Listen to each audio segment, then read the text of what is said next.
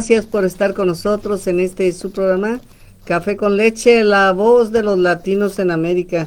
Estamos transmitiendo desde hermosa 1470 AM, 96.9 FM, caféconlecheradio.com. Les habla Lilia Ganindo y tengo en el teléfono conmigo a Thomas Elias.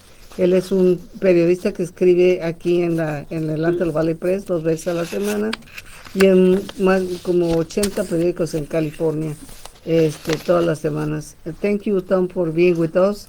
What do we have for today? Well, we could talk a little bit today about the revolving door in California politics, about how the state regulators and politicians do the bidding of these big companies, and then when they feel like it, they later go to work for those same companies. And the question is, how, when they're making the decisions that affect the companies, do they know that they're going to take a specific job working for one of these companies? This happens an awful lot.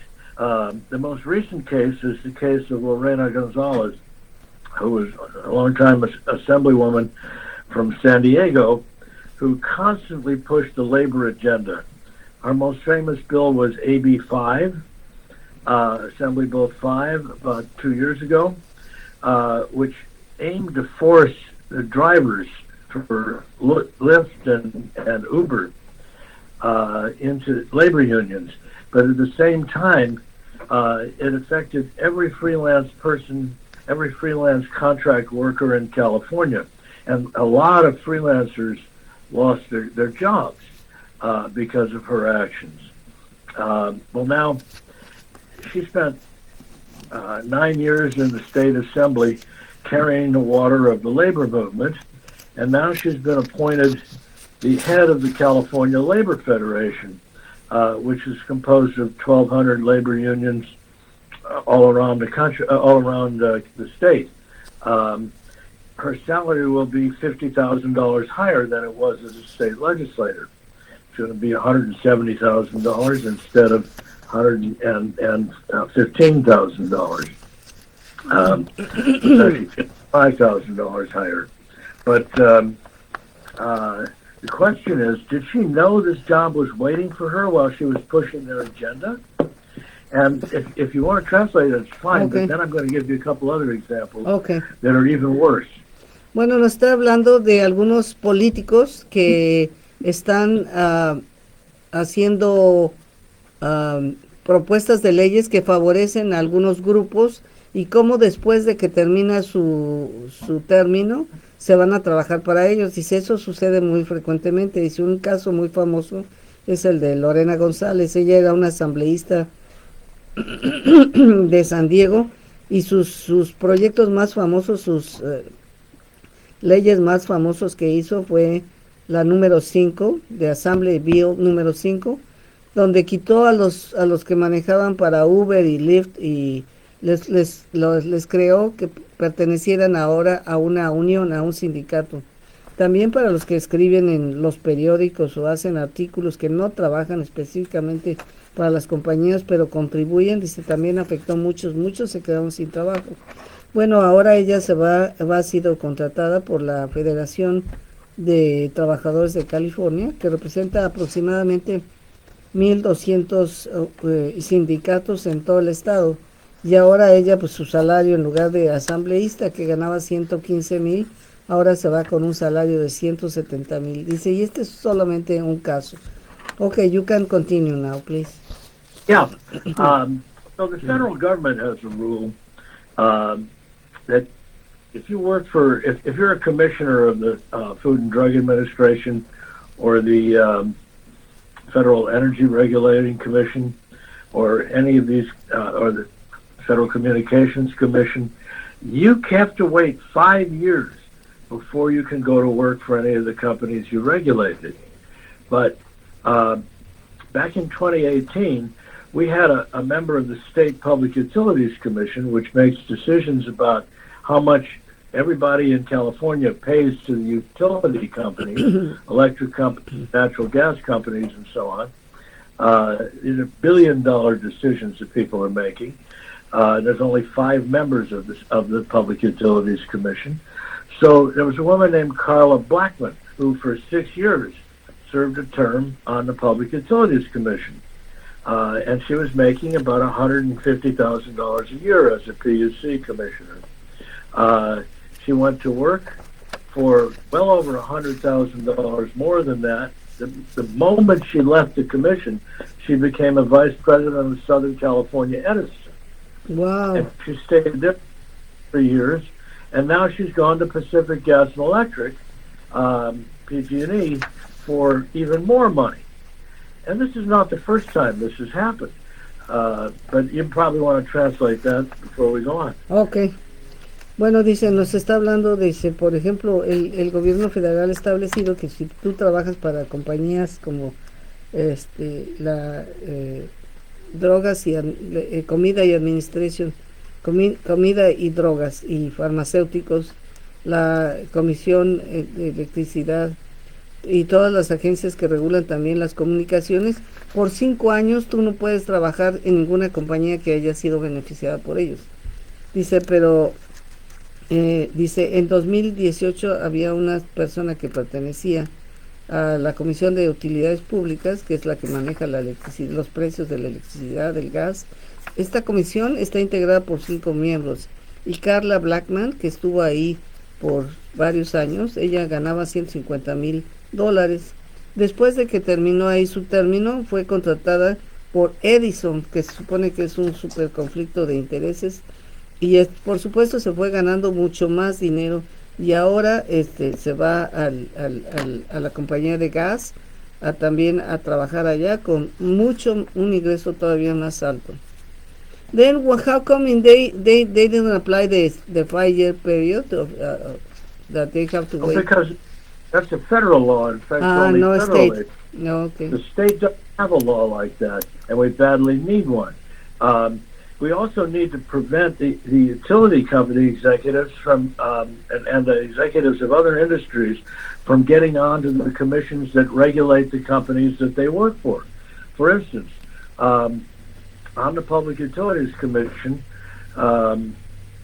starting in about 2005 and continuing up until 2018, a man named Michael Peavy was the president of the State Public Utilities Commission under Governor Schwarzenegger and Jerry Brown. Both of them appointed him. Each was a 6-year term. And Michael Peavy is the former board chairman of Southern California Edison. So he went on the board and he made one really crooked decision after another favoring his former company.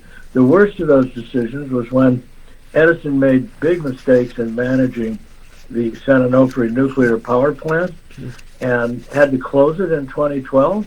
And then they tried to, and then the Public Utilities Commission tried to push the vast majority of the cost of closing down San Onofre onto the ratepayers, people like you and me, as part of our monthly bill. This decision was so bad, it was challenged in court, and the Utilities Commission was forced to change its decision and make it a lot better deal for the consumers. But that process took 3 years, and none of the money they collected in those 3 years was ever refunded to anybody, nor will it be. Okay, let me translate that, Dice, That's why it's a revolving door. It's both ways. Ajá. Yep. Le preguntaba yo, bueno, I entonces, didn't question Lilia. let me translate whatever you say, okay? Very good.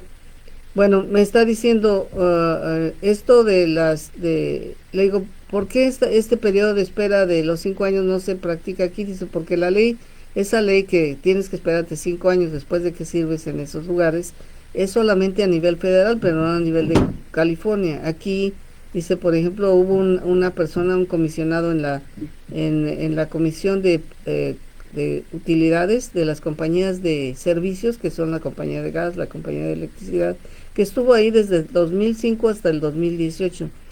Se llama Michael Peavy. Y él fue puesto primero por el gobernador, el Terminator, y luego lo puso también el gobernador Brown. y dice, ya ha estado ahí por mucho tiempo y él antes pertenecía al, a la mesa directiva de California Edison. Y dice, y bueno, California Edison hizo una vez una decisión tan malísima para cerrar la planta nuclear de San Onofre, que cerró en el 2012, que por 3 años se fueron a corte porque implicaba un peso muy sustancial para todos los que consumimos la energía eléctrica. Por eso se les demandó y por eso tuvieron que rectificar. Pero es obvio que nos hace falta una regla de ese tipo. We have like 1 minute and a half. Okay. So it's obvious we need a better law in California. We need a law at least as good as the federal law. And if we impose a 5-year limit on people as to when they can go to work for the companies they formerly regulated, then it should apply to state legislators too, because they're also making decisions that are worth billions and billions of dollars. Often the decisions that are made by these state regulators are more important, involve more money than the federal regulators' decisions, even, because the companies are so big in California that are being regulated. Bueno, dice que... And so we need new law, and we need it soon, is the bottom line. Lo que necesitamos es una nueva ley en California que establezca también esos 5 años de límite para que esas personas que anteriormente regularon estas compañías no se conviertan en sus empleados. También dice, también necesitamos que eso suceda con los legisladores, porque sin duda alguna ellos pueden hacer intervenciones que favorecen a compañías, y California en ese aspecto es mucho más importante que el nivel federal, porque hay tantas compañías aquí ubicadas. Do you know this is why we receive our bill from Edison and from the gas company higher and higher with an increase so big that you can believe it. That's right. And we don't know how much of that is done in secret by these commissioners who are later going to go to work for those same companies. We never know that, and that's what makes it so bad. Because even if they're not being crooked, it looks crooked. And so we have to fix that. But there's nobody in the legislature that's even trying to fix that. They're not even talking about it.